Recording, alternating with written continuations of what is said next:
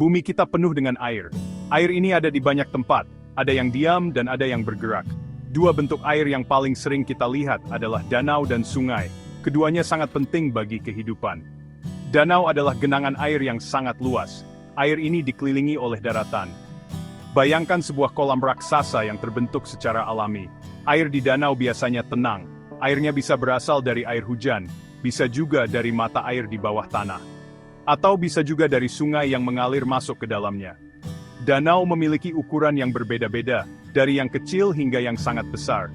Berbeda dengan danau yang airnya cenderung diam, sungai adalah air yang terus mengalir. Sungai seperti jalan panjang bagi air. Air ini bergerak dari tempat yang tinggi ke tempat yang lebih rendah. Gerakan air ini disebabkan oleh gaya gravitasi bumi. Sungai biasanya dimulai dari daerah pegunungan atau perbukitan. Airnya akan terus mencari jalan turun. Alirannya bisa pelan atau sangat deras. Sungai memiliki awal yang disebut hulu. Hulu biasanya berada di tempat yang tinggi. Sungai juga memiliki akhir yang disebut muara, tempat airnya bertemu dengan laut atau danau yang lebih besar. Danau dan sungai adalah bagian dari siklus air di bumi. Keduanya saling terhubung.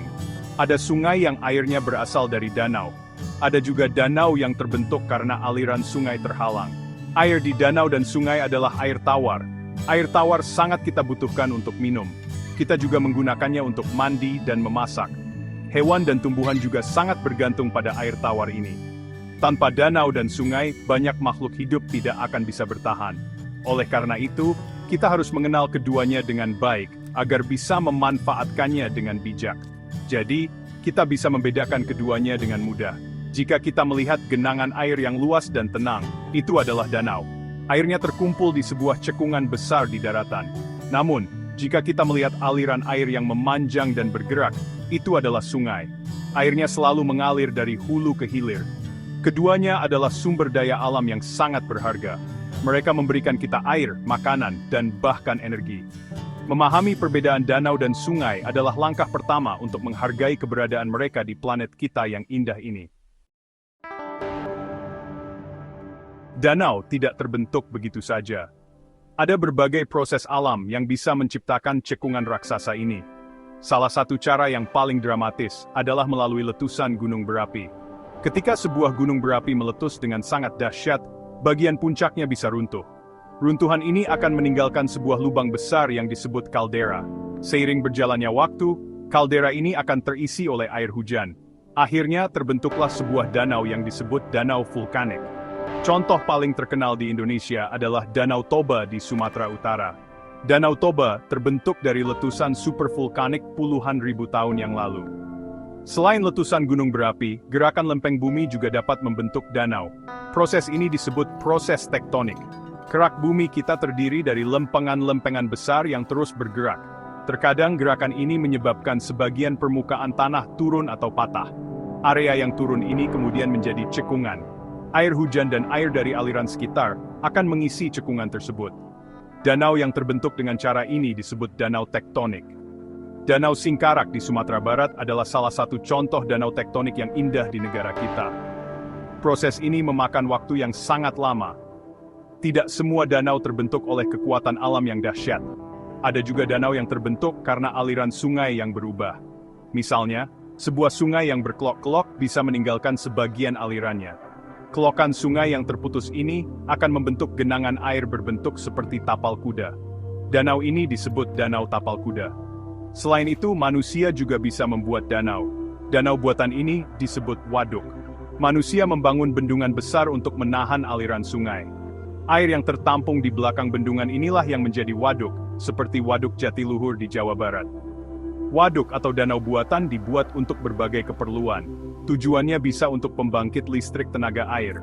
Air yang mengalir deras dari bendungan digunakan untuk memutar turbin dan menghasilkan listrik. Waduk juga berfungsi untuk irigasi, yaitu mengairi sawah-sawah petani. Selain itu, waduk seringkali menjadi tempat rekreasi atau pariwisata. Jadi kita bisa melihat bahwa danau bisa terbentuk dari berbagai cara. Ada yang karena kekuatan alam seperti gunung meletus dan gempa bumi. Ada pula yang sengaja dibuat oleh manusia untuk memenuhi berbagai kebutuhan hidupnya. Sungai memulai perjalanannya dari tempat yang sangat tinggi, biasanya di pegunungan. Semua berawal dari air hujan. Ketika hujan turun di puncak-puncak gunung, air meresap ke dalam tanah. Sebagian lagi mengalir di permukaan. Air yang meresap akan keluar lagi sebagai mata air. Kumpulan air dari banyak mata air dan aliran air hujan ini akan bergabung. Mereka membentuk aliran air kecil yang disebut anak sungai. Awal mula sungai ini disebut sebagai daerah hulu. Di daerah hulu, aliran airnya biasanya sangat deras dan sungainya masih sempit. Anak-anak sungai ini akan terus mengalir menuruni lereng gunung. Dalam perjalanannya, mereka akan saling bertemu dan bergabung. Semakin banyak anak sungai yang bergabung, alirannya akan menjadi semakin besar dan lebar. Sungai utama pun mulai terbentuk. Aliran air yang deras di bagian hulu memiliki kekuatan untuk mengikis bebatuan dan tanah. Inilah sebabnya mengapa lembah sungai terbentuk. Selama ribuan tahun, air terus mengikis jalurnya sendiri. Ia membentuk lembah yang dalam dan tepian yang curam. Proses ini terus berlangsung hingga sekarang, membentuk pemandangan alam yang kita lihat. Setelah melewati daerah pegunungan, sungai akan memasuki daerah dataran yang lebih landai. Di sini, aliran airnya menjadi lebih lambat dan tenang. Karena alirannya melambat, sungai mulai meletakkan material yang dibawanya, seperti pasir dan lumpur. Proses ini disebut sedimentasi. Akibatnya, sungai di daerah ini cenderung lebih lebar dan sering berkelok-kelok. Kelokan sungai ini disebut meander. Terkadang, saat banjir, sungai bisa mengambil jalan pintas dan meninggalkan kelokan lamanya, yang kemudian bisa menjadi danau tapal kuda seperti yang sudah kita bahas sebelumnya. Akhirnya, setelah menempuh perjalanan yang sangat panjang, sungai akan mencapai bagian akhirnya. Bagian akhir ini disebut hilir atau muara. Di muara, air sungai akan bertemu dengan air laut. Material lumpur dan pasir yang dibawa sungai dari hulu akan diendapkan di sini. Endapan ini bisa membentuk daratan baru yang disebut delta. Delta biasanya merupakan tanah yang sangat subur. Perjalanan air dari gunung hingga ke laut ini adalah sebuah siklus yang luar biasa. Sungai menjadi penghubung penting antara daratan dan lautan, membawa air dan nutrisi bagi seluruh ekosistem di sepanjang alirannya. Danau dan sungai bukan sekadar air yang menggenang atau mengalir. Keduanya adalah sumber kehidupan yang tak ternilai bagi manusia dan alam. Bagi manusia, fungsi utamanya adalah sebagai sumber air bersih. Kita menggunakan air dari sungai dan danau untuk minum, memasak, mencuci, dan kebutuhan sehari-hari lainnya. Petani mengandalkan air sungai untuk mengairi sawah mereka agar padi bisa tumbuh subur. Tanpa irigasi dari sungai, banyak daerah pertanian akan kekeringan. Nelayan juga menggantungkan hidupnya dengan mencari ikan di danau dan sungai, yang menjadi sumber protein penting bagi kita. Tidak hanya itu, danau dan sungai juga memiliki peran besar dalam ekonomi. Seperti yang telah disebutkan, danau buatan atau waduk digunakan untuk menghasilkan listrik melalui pembangkit listrik tenaga air, atau PLTA. Energi ini lebih bersih dan ramah lingkungan.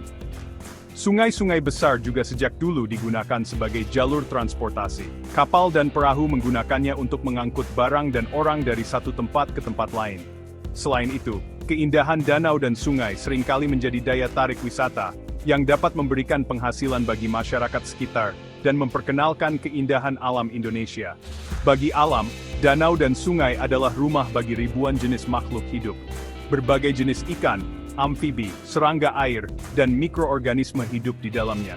Tumbuhan air seperti eceng gondok dan teratai juga tumbuh subur di sana. Burung-burung datang untuk mencari makan dan minum.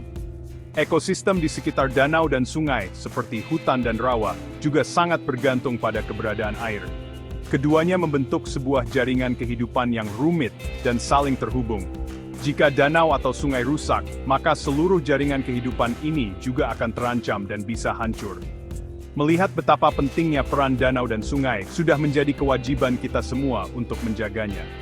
Sayangnya, saat ini banyak danau dan sungai yang tercemar oleh sampah rumah tangga dan limbah pabrik.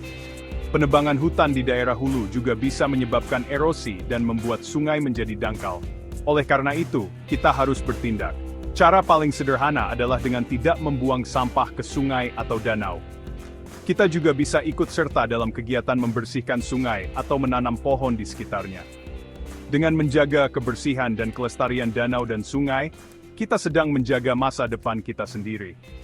Terima kasih sudah menonton, like, tinggalkan komentar, bagikan dan subscribe.